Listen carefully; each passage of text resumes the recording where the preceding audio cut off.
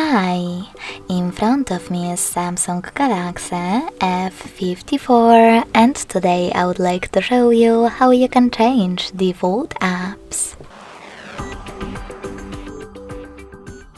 First of all, go into settings and scroll down to access apps. Then click on choose default apps at the top and tap on one of those categories.